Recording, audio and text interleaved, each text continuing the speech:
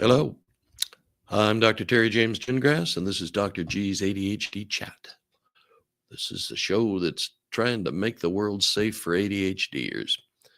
I am a clinical psychologist and neuropsychologist. I am the father of two ADHD kids, and I'm married into a whole family of ADHDers. And I have been working with ADHD in one way or another for 40 years. Thank you. That's my audio engineer telling me that I'm on and actually making noise. Okay, the big deal with my training was done before ADHD was an actual diagnosis. So I had to play catch up to learn about ADHD. And believe me, my kids did a good job of indoctrinating me into all the aspects, or at least most of them, of ADHD. So I didn't want other people to have to go through the kind of, oh, what the heck do I do now kind of feeling that I had so many times as a parent. And so here I am. And I am not a tech marvel, so I'm learning a lot of this stuff as I go along and may or may not be learning it well. Okay, but last week I talked about diagnoses that are pretty common with ADHD, anxiety, depression, obsessive compulsive, oppositional defiant. That's ADHD is probably actually a causative agent in a lot of that. And it may be a causative agent in some other things too.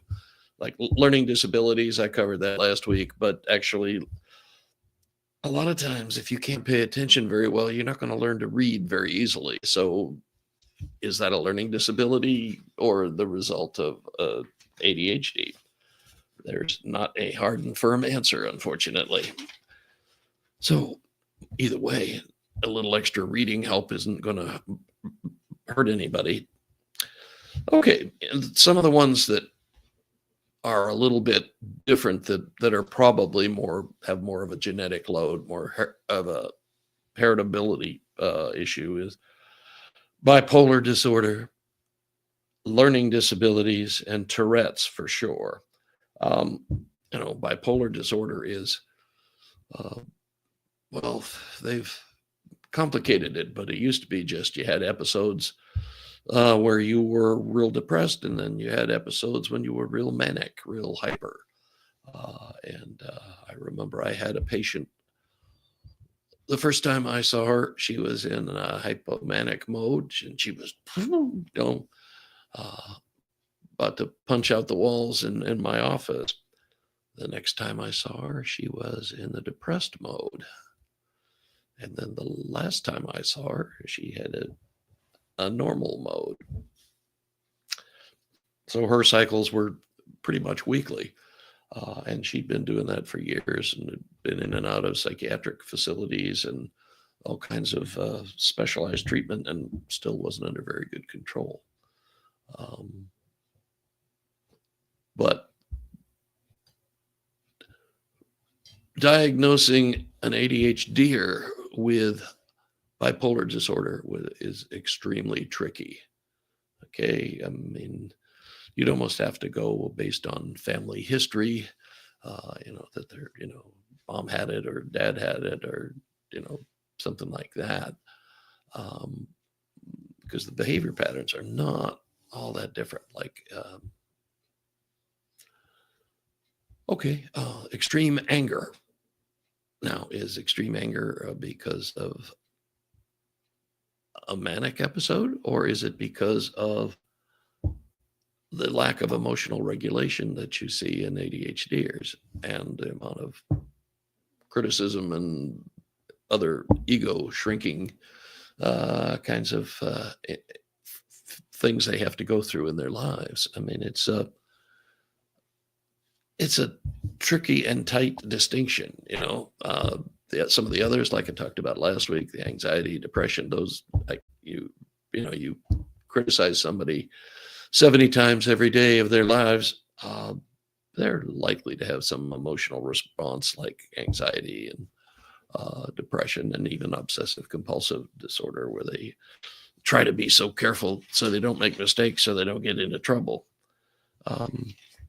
But so bipolar disorder is one of the ones, and frankly, I don't think it's all that much related just to ADHD. And then there's learning disabilities.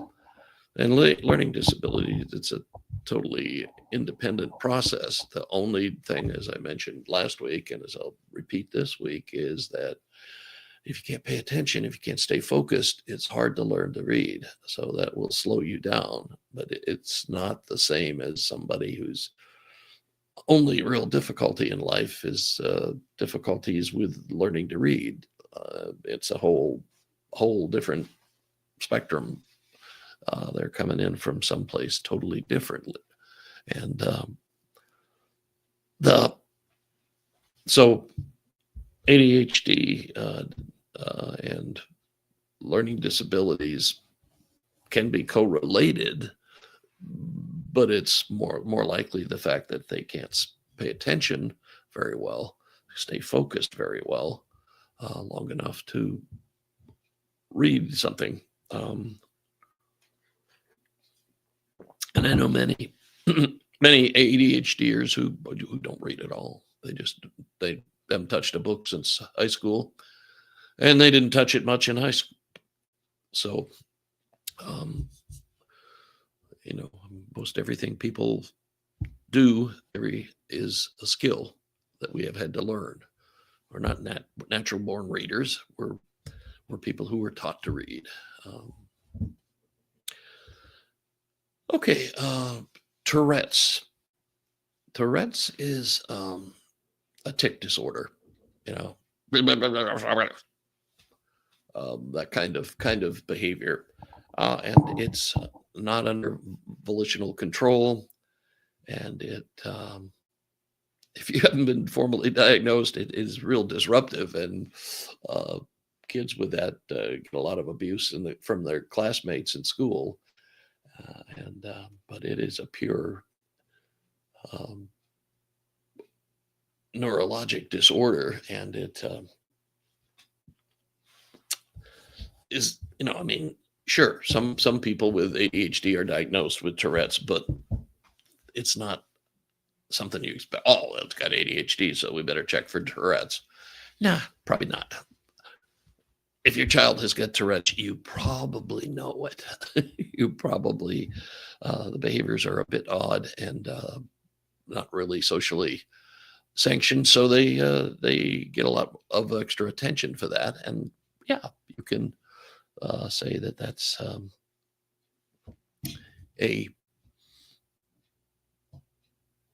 that it's separate from ADHD. Let's just leave it at that. Okay, but odds are that there are certain people with ADHD who also have Tourette's, but it's not a given. It's not a common kind of thing. Okay, the last one I want to talk about is autism spectrum disorder. Now, I do not know exactly what's going on. I just know that all of a sudden, tons of people with ADHD are getting diagnosed with autism spectrum disorder. Now, autism spectrum disorder is a relatively recent diagnosis period. All of a sudden they turned everything. There used to be several diagnoses that were on the autism spectrum, but it wasn't there. Autism spectrum wasn't the diagnosis. Now everything is, and it's just where you are on it. Do you got it a little bit, then you're autism spectrum disorder. If you got a whole bunch of it, then you're autism spectrum disorder severe. And anyway, it's not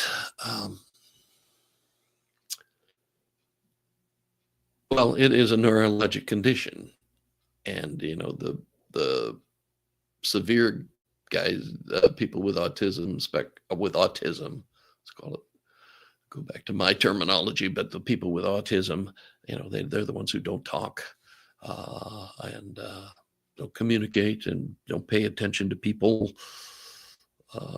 If you look at it in the extreme, it's kind of the opposite of ADHD, where you have a kid who's paying attention to everything. But these are people who are shut down, and they're hard to reach. The ones on the extreme path are hard to reach, and takes a specialized person with specialized training to treat them.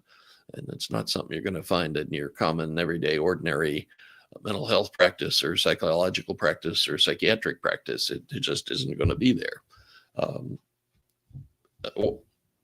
Unless somebody has a special interest and decided to get qualified in what is it, AB training, treatment. But it's not, the simplest thing is to say, well, autism spectrum disorder is withdrawing and being so focused in that you can't get out. ADHD is you're so focused on everything that you can't get much done because you're so busy paying attention to everything. Oh, did you know that picture is crooked? Oh, the watch, that clock on the wall makes a lot of noise. Ooh, it's a different mechanism. So we don't talk about it much, but there are trends and fads and fashions in pretty much anything people do, including diagnoses. And so I'm not sure what's going to happen with the whole autism spectrum thing, but if it helps, fine. I'm not against it in any way. I just think it's kind of peculiar, and certainly not the way I learned to conceptualize ADHD. So there. Okay. The whole question of treatments for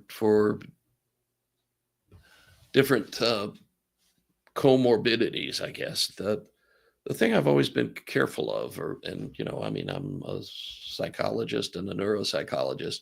I don't write prescriptions, but I've always been real conservative about recommending diagnoses, and I technically don't recommend specific diagnostic treatment, but if I've diagnosed somebody with ADHD, I will probably talk to them about medications, because the parents will typically freak out about stimulant. Oh, put my kid on speed. Okay, and we'll talk a little bit about that, but then I always say, hey, go to your doctor, share your concerns with him or her, and see what he or she thinks. Anyway, so I would, like if I had a kid with, say, some anxiety symptoms in addition to the ADHD, I'd make dang sure I had the ADHD treated first, and then see what happens to the anxiety, rather than putting them on ADHD meds and then anxiety meds and let their bodies fight it out. I would be way more conservative with that with my child. So you got a little bit to chew on there, and that's what it's supposed to do. Stimulate some discussion, some thinking, some reevaluating of certain patterns and situations and kids and all those other things that you got to evaluate. But I am a believer that stimulant medication makes life a whole lot easier for ADHD people, and there are tons of adults with ADHD who also had podcasts who talk about how well they're doing with their medication, and being a little concerned about what's going on politically right now and whether they'll be able to continue getting the medication that they're used to, and they've allowed them to be successful. Okay, so that is the end of the comorbidity thing. I'm Dr. Terry James Gingras. This my website is terrygingrassphd.com. Uh, I do coaching for ADHD executives and other folks with ADHD, and you can sign up for a freebie intake on my website. And seriously thinking about moving the day of this to somewhere Tuesday or Thursday of the work week. Um, just I started doing this totally because I first got on, did any broadcasting at all, because on a Sunday, because there was a lousy football game on. Um, Back in the days when the Washington football team was the Redskins. Anyway, which I understand the Indian tribe now wants them to call themselves Redskins again. Fine with me. Was never my problem in the first place. But that's how I started on Sundays, and I just kind of kept it because, well, that's what I was used to doing. But I've been told by many people that I really, we need listeners, and if you want listeners, you gotta do it on but pretty much Tuesday through Thursday are the biggest days. So I may do that. So if you can't find me next week on Sunday, I probably switched. All right, we will catch you next time.